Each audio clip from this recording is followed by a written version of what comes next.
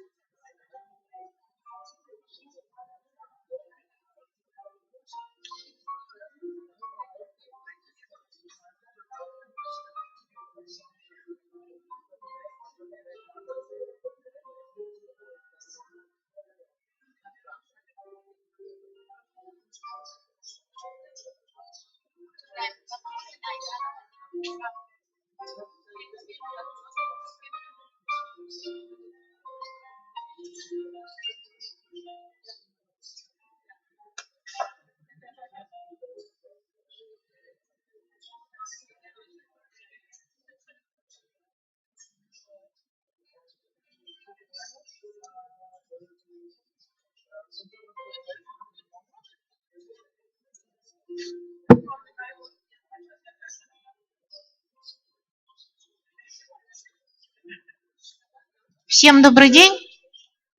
Уважаемые участники сессии «Урбанистика», просьба приблизиться сюда к нашему подиуму. Все, пожалуйста, сюда поближе, да.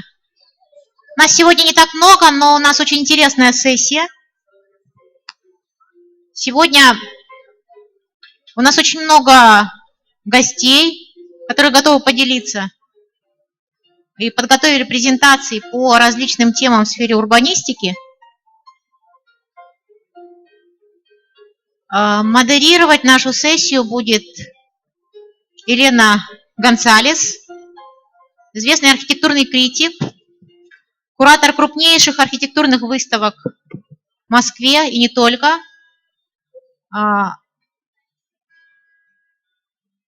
Я представлюсь, я Ирина Дмитриевна Алексеева, главный архитектор города Якутска.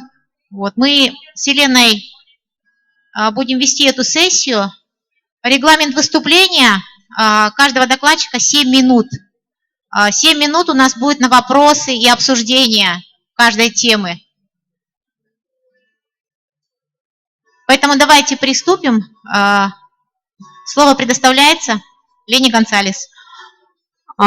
Здравствуйте. Ну, по регламенту у нас даже меньше времени на вопросы. Получается где-то 10 минут общей сложности.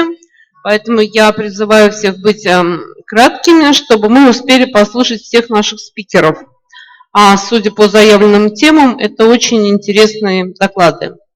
Я не буду отнимать поэтому время у вас и хочу пригласить нашего первого выступающего. Это Яна Крипон, бюро Inside Outside из Нидерландов. Яна также выступила тьютором в воркшопе, который вчера закончил свою работу. Кстати, у вас, уважаемые участники сессии, везде на стульях лежат наушники. Если доклад идет на английском, перевод синхронно идет на русском. Если, значит, наши гости, слушают доклад на русском, то синхронный перевод сразу будет в наушниках. Поэтому, пожалуйста, просьба пользоваться. Да, доклад я называется «Способы улучшения городских пространств малыми средствами». Очень интересная, актуальная тема. Здравствуйте. My name is Jana Kapong. I'm landscape architect and I work in Amsterdam in the design studio Inside Outside. Our studio is very small, but it has a very broad field of work. We are working in interiors as well as in landscapes and in Europe as well as all over the world. I was invited to be part in the workshop Public Spaces in Extreme Climates. And I was very grateful for that. It was a great experience. And today I want to show you a few examples of my work and our work, and also a few of the observations we did when we are coming to Yakutsk. It's not really working. Next. Okay, apparently, yes. Okay, next. I'm just showing a few slides to show the variation of our work. So landscape projects, as well as landscapes that move into the interior. Next. Plants that moved into the exterior and create strange landscapes. Next. And installations in the exterior. Next. Next. So coming to Yakutsk, we're walking to the city and just observing things and, being amazed by this extreme, by this place that is coming to Yakutsk, created. We're walking to the city and just observing things. It has its identity through this extreme climates.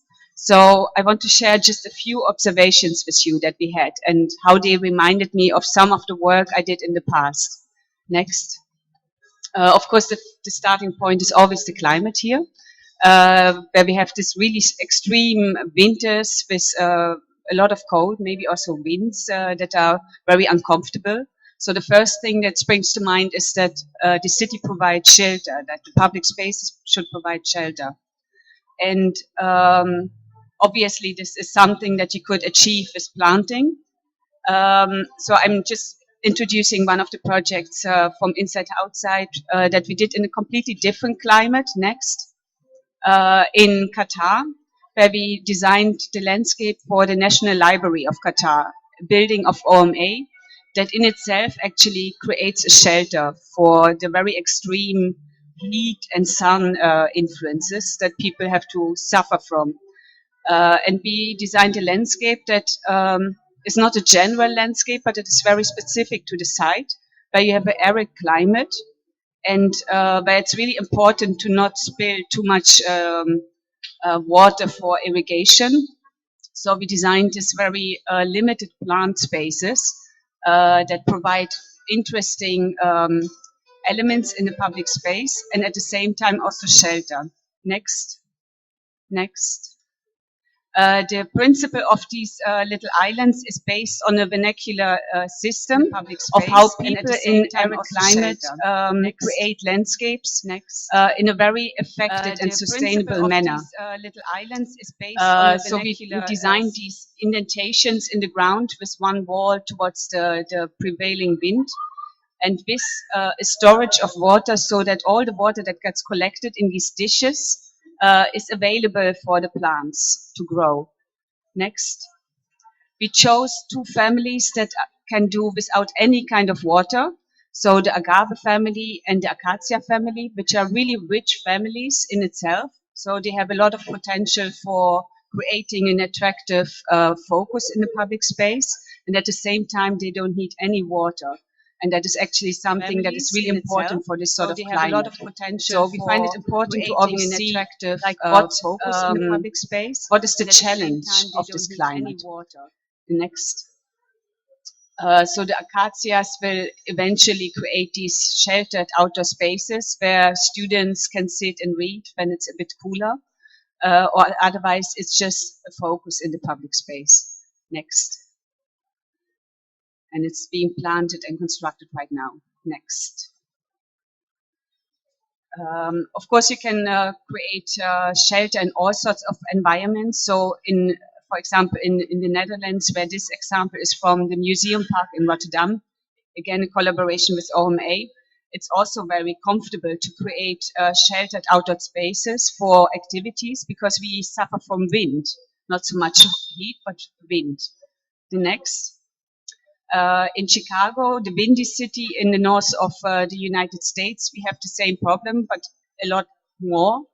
It's very cold winter in winter, so together with OMA, Inside Outside created these interior patios that provide shelter from these nasty winds. Next.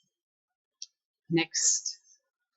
The next thing I noticed was, but I don't want to call it chaos, but I would call it the absence of urban structure, the structure in the public spaces and the green structure. For me as a visitor, it was very difficult to cross the city because there's always a path that is blocked where you have to go backwards. So I was thinking back of a project where we also had to deal with the organization within chaos, and that was a project in Milan. Next. It is an environment that was an industrial site in the center of Milan, next to Stazione Garibaldi. And we are creating at this moment a park of 10 hectares there. Next. The ingredients, they were already set in the competition in 2003. That's how long this project has been running. And they were very simple. Next. They consisted of 3 ingredients for this park. Very straight lines, which are the parks, which are connecting all these different city spaces. Next. So our concept was to have a series of planters that are going from low to high, and that receive a gradient amount of water from very little or no water in the bottom to more and more water until they reach the optimum. And in that way you can actually see how the plants are growing in natural conditions, the ones without irrigation, and the ones and how they can actually be when they are being cared for and when they receive enough water.